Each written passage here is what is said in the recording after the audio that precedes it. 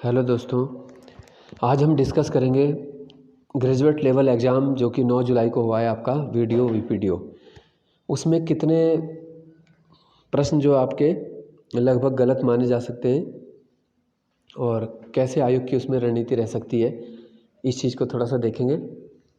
Result आने में ऐसा लग रहा है थोड़ा सा समय लगेगा, बाकी देखो रिज़ल्ट जो थे वो आयोग ने फटाफट दे दिए थे, है ना। अभी आयोग के पास क्योंकि जैसे कनिष्ठ सहायक का भी एक बड़ा रिजल्ट है जिसकी बहुत मांग हो रही है, इस वजह से पहले कनिष्ठ का ही रिजल्ट आएगा, पूरी संभावना है ना, और वीडियो का आएगा बाद में।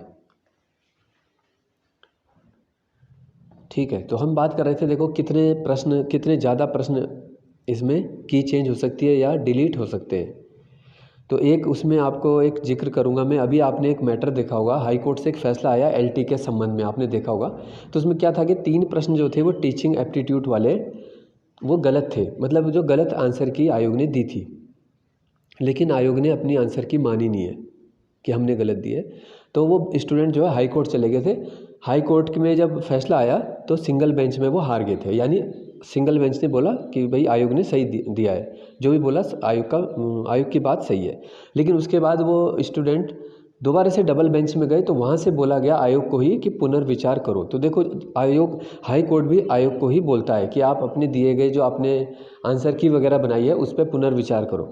तो जो 3 प्रश्नों पर पुनर्विचार किया आयोग ने, उसमें से केवल एक आंसर उसके बाद बदला गया। कहने का मतलब है, देखो 3 प्रश्न जो थे शुरुआत में जिनको आयोग गलत मान रहा था, ठीक है, बाद में मतलब आयोग अपनी तरफ से सही मान रहा था, लेकिन बच्चों ने कहा ये आपने आंसर की गलत दिए। लेकिन बाद में आयोग एक को बदलने को तैयार हुआ, वो भी 3 में से, जब हाईकोर्ट की डबल बेंच के फैसले के बाद। तो इससे आप समझ सकते हो कि आयोग हर प्रश्न पे आपत्ति लगा देने से उसको की चेंज नहीं करता या डिलीट नहीं करता है। ठीक है, आयोग कौन से प्रश्न को की चेंज करेगा या डिलीट करेगा, जहाँ अगर ये लगेगा कि कोर्ट में कोई क्वेश्चन चैलेंज किया जा सकता है, केवल इसी कंडीशन में वो थोड़ा सा विचार करेगा, केवल वो भी विचार करेगा। वहाँ पे भी देखो, क्योंकि फाइनली बॉस आयोग ही है, देखा जाए तो सुपर बॉस तो आयोग है ना, सारे काम तो वही कर रहा है। अगर वो 3 प्रश्न नहीं बदलने थे तो बाद में कैसे बदले जा रहे हैं वो, और एक प्रश्न बदल के देखो आयोग ने हाई कोर्ट की भी बात रख ली और अपनी भी बात रख ली कि देखो तीनों नहीं बदले, है ना। तो कहने का मतलब है भाई जो आयोग बोलेगा होगा वही। तो बहुत कम प्रश्न, यानी जो जेन्युइन क्वेश्चन है वही बदलेंगे। अब आपत्ति तो देखो किसी ने 8 में भी लगा दी, किसी ने 9 में, किसी ने 10 से भी ज़्यादा में लगा दी। हर क्वेश्चन में थोड़ा सा कहीं पे पॉइंट का डाउट है उसमें लगा दी, लेकिन ऐसा होना नहीं है उसमें। तो जो जेन्युइन क्वेश्चन हो जाएंगे आपके, जो बिल्कुल 100% श्योर ही है, जैसे एक वो खगमरा किला वाला, ऐसे क्वेश्चन तो देखो काफ़ी श्योर हो रहे हैं उसमें, जो आयोग को बदलने चाहिए। अब आयोग बदलता है कि नहीं बदलता है वो आयोग के डिसीजन के ऊपर ही रहेगा, और कौन से डिलीट करता है। असल में जिन प्रश्नों में देखो, अगर मान लो ए ऑप्शन सही था लेकिन आयोग ने गलती से डी दे दिया तो इसमें की चेंज हो जाती है ना। अब अगली बार ए सही हो जाएगा, तो ऐसे में क्या होते हैं, कुछ छात्रों के मार्क्स बैलेंस हो जाते हैं। अब देखो एलटी के केस में हम जो बात कर रहे हैं ना, एक क्वेश्चन जो आयोग ने माना अपनी गलती, 1.25 नंबर का फ़र्क पड़ा है, तो बहुत सारे स्टूडेंट मेरिट से बाहर हो रहे हैं जो इतने समय से सोच रहे थे कि हम एलटी में सेलेक्ट हो चुके हैं। अब सोचो कितना बड़ा परिवर्तन आ गया। और वो जो बॉर्डर के नीचे थे, जस्ट मेरिट के थोड़ा सा नीचे थे, 1.25 नंबर बहुत बड़ा होता है। ठीक है, आपको पता है ये एमसीक्यू लेवल एग्ज़ाम में 1.25 नंबर के अंदर कभी कभी 100 150 बच्चे आ जाते हैं आराम से।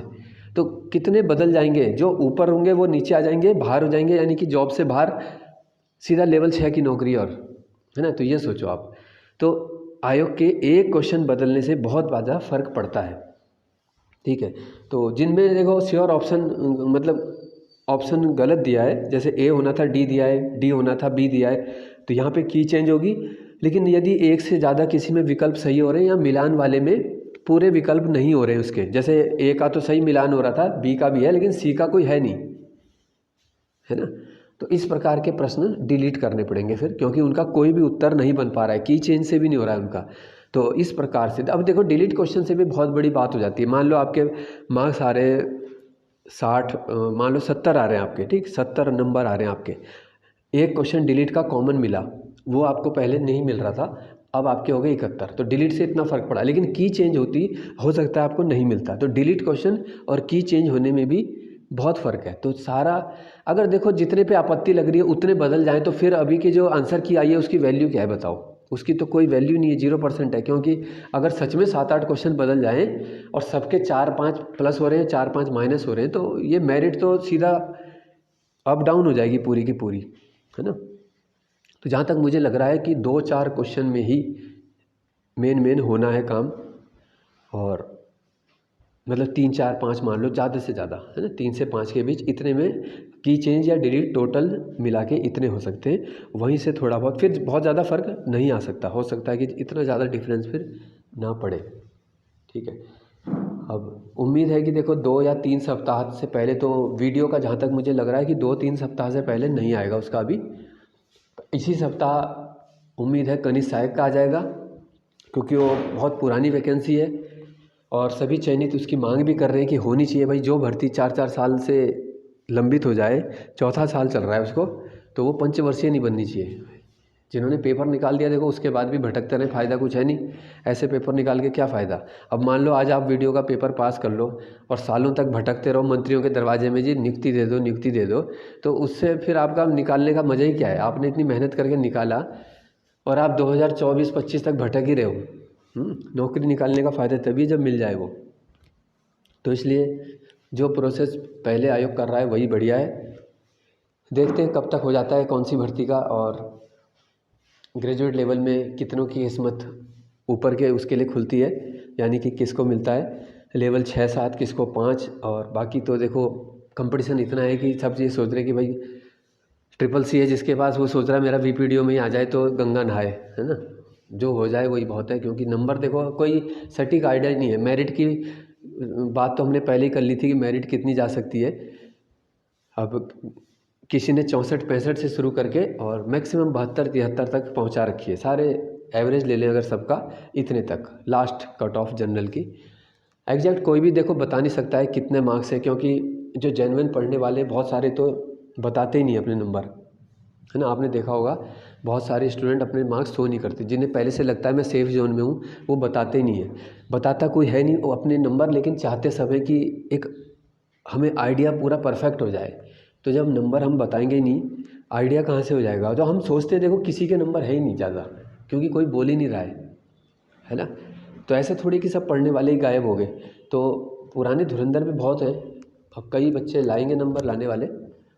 तो मेरिट में इसलिए मेरिट और एग्ज़ाम पेपर हमेशा, मेरा तो यही अनुभव रहा है कि सरप्राइज़ करते हैं, और सरप्राइज़ हमेशा नेगेटिवली ज़्यादा करते हैं। क्योंकि बहुत ज़्यादा ऐसा नहीं होगा ना, तुमने सोची थी 70 गई 60, तो सरप्राइज़ किस उसमें मिलता है। जैसे वीडियो का पेपर में किसी ने भी ऐसा नहीं सोचा था कि इस बार इस टाइप के क्वेश्चन आ जाएंगे, कथन कारण स्पष्टीकरण वाले, टाइम कंज्यूमिंग। इससे क्या हो गया कि एक्सपीरियंस वाले बच्चे भी थोड़ा सा पीछे रह गए टाइम की वजह से, है ना। तो एक टाइम का फैक्टर भी हो गया था वीडियो के एग्ज़ाम में। तो ये सब बातें हो जाती हैं। देखो एग्ज़ाम अनएक्सपेक्टेड ही होती हैं, एग्ज़ाम रिजल्ट ये सब चीज़ें कोई भी ज़्यादा बता नहीं सकता। ये तो हम एक वो तब तक मन रखने के लिए वो हो जाता है कि यार तब तक क्या करें, इतने नंबर में शायद सेफ हो जाए। और अपने मन को समझाने के लिए वो वाले वीडियो ये अच्छे लगते हैं हमें जितने में हमारा आ जाए, है ना। तो एक वही वाली बात है, तो हमारा मन अपने आप को समझाता है। लेकिन जितना जल्दी हम रियलिटी समझ के आगे करते रहें, क्योंकि फॉर्म तो देखो कोई ना कोई उत्तराखंड में हो ही रहा है, आगे दरोगा का आना है, बहुत अच्छे अच्छे पोस्ट के भी आने हैं। तो जिसका अभी तक कहीं नहीं हुआ है तैयारी में लगे रहो, तैयारी नहीं छूटनी चाहिए। बस सबसे बड़ी बात जो है सिलेक्शन के लिए वो केवल क्या है, कंटिन्यूटी। बस कंटिन्यूटी जिसने पकड़ी हुई है वो कभी ना कभी मेरिट में आ ही जाएगा। जो छोड़ देगा देखो बहुत फ़र्क पड़ जाता है, 2, 4, 5 नंबर 10 नंबर से बहुत फ़र्क इसमें पड़ता है। ठीक है, तो मिलते हैं फिर नेक्स्ट वीडियो में। धन्यवाद आप सभी का जिन्होंने भी सुना है।